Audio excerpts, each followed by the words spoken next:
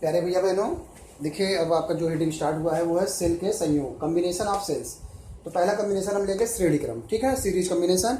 Series combination के बारे में आपको पहले ही बताया जा चुका है कि प्रतिरोध किस प्रकार से आपस में श्रेणी क्रम में रहते हैं और संधारित्र किस प्रकार से आपस में श्रेणी क्रम में रहते हैं। उसी प्रकार से सेल, हमारा पर्पस ये है कि हम मैक्सिमम से मैक्सिमम करंट उस परिपथ में प्राप्त करें जिस परिपथ में हमने सेल को संयोजित किया है। तो देखिए इसमें क्या हो रहा है, हर एक सेल का दूसरा सिरा दूसरे सेल के पहले सिरे से कनेक्टेड है। हर एक का दूसरा सिरा दूसरे के पहले से कनेक्टेड है। ये सीरीज में है। हम मान लेते हैं कि ऐसे टोटल ये कुल n सेल है, स्मॉल n सेल है, जिनको मैंने आपस में सीरीज में बना रखा है। तो देखिए अगर मान लीजिए चार्ज यहाँ से चलना शुरू कर रहा है तो चार्ज यहाँ से जाएगा, इस सेल से भी होकर जाएगा, इस सेल से भी होकर जाएगा, इस सेल से भी होकर जाएगा, इस सेल से, क्योंकि धारा जो है सीरीज में तो बदलती नहीं है, धारा एक जैसी रहती है। तो इसका मतलब जो टोटल धारा होगी वो कितनी होगी, I इज इक्वल टू विद्युत वाहक बल EMF E। टोटल कितना है भाई, एक इसमें से गुजरेगा, फिर इसमें से गुजरेगा, फिर इसमें से गुजरेगा, पूरी प्रकार से हर एक सेल से गुजरेगा। तो टोटल सेल कितने n, इसका हो जाएगा संबंध Ne। और धारा जो जब प्रतिरोधों का हम संयोजन देखते हैं श्रेणी क्रम में क्या होता है, सारे प्रतिरोध आपस में जुड़ जाते हैं। n प्रतिरोध अगर श्रेणी क्रम में है तो उनका जो रिजल्टेंट आएगा वो NR हो जाएगा। और अगर समांतर क्रम में है तो 1/R कर देंगे तो वो R/N आता है। अगर ढेर सारे n प्रतिरोध आपस में समांतर क्रम में है तो उनका जो तुल्य प्रतिरोध आता है वो R/N। और अगर वही श्रेणी क्रम में है तो N × R। तो यहाँ पे श्रेणी क्रम में है, ये हो जाएगा N × R प्लस ये जो टोटल प्रतिरोध बड़ा वाला है वो R। ये समीकरण मिला आपको श्रेणी क्रम में, ठीक है। श्रेणी क्रम का मतलब समझ में आ गया कि श्रेणी क्रम में धारा की वैल्यू कितनी होगी। अब हमको इसमें कंडीशन देखनी है कि किस कंडीशन में क्या है। केस नंबर 1, केस नंबर 1 का मतलब ये हुआ जब आंतरिक प्रतिरोध बाह्य प्रतिरोध से बहुत कम हो। ये NR जो है, जो स्मॉल r है, वो बाह्य प्रतिरोध से बहुत कम है। जब बहुत कम होगा तो इसको हम छोड़ सकते हैं। तो इसका मतलब I की वैल्यू कितनी आएगी, N × E/R। जब आंतरिक प्रतिरोध बाह्य प्रतिरोध की तुलना में बहुत कम होता है, छोटा होता है, तब धारा का जो मान आता है वो एक सेल की धारा का n गुना होता है। अगर 10 सेल लगे हैं तो धारा 10 गुना हो जाएगी।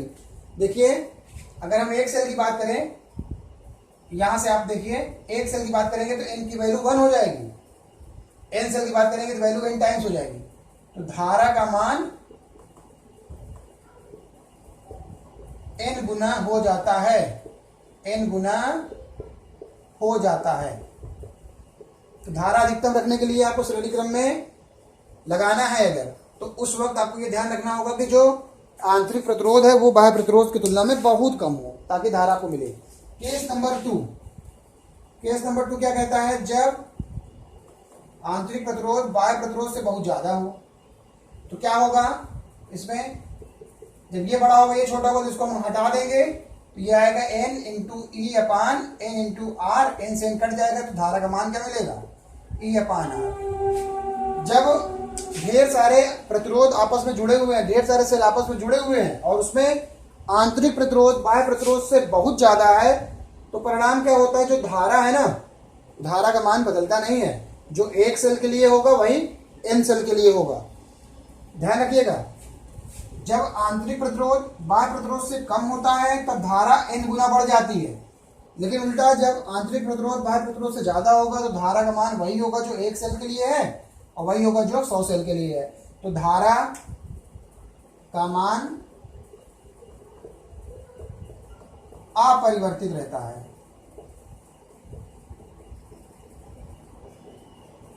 इसका आप ध्यान रखिएगा। तो अगर श्रेणी क्रम में आपने लगाया है तो आंतरिक प्रतिरोध को बाह्य प्रतिरोध की तुलना में कम से कम रखिए। यह है कंडीशन आपकी श्रेणी क्रम की, ठीक है। अब हम लोग मूव करते हैं समांतर क्रम में। समांतर क्रम में क्या होगा ये अब आपको समझना है। तो सेकेंड पोर्शन है आपका समांतर क्रम, पैरेलल कॉम्बिनेशन। पैरेलल कॉम्बिनेशन में भी आपको पता ही है, ये सेल है, ये ऐसे जाता है, एक टर्मिनल प्लस से, एक टर्मिनल माइनस से, ऐसे करके आपको मान लीजिए there are total n cell. ये सब क्या होते हैं, ये आपस में इस प्रकार से कनेक्ट होते हैं, ऐसा होता है ना। इसको ऐसे लेके आते हैं, ये हो गया E R E R E R E R, ऐसे टोटल कितने हो गए, n सेल।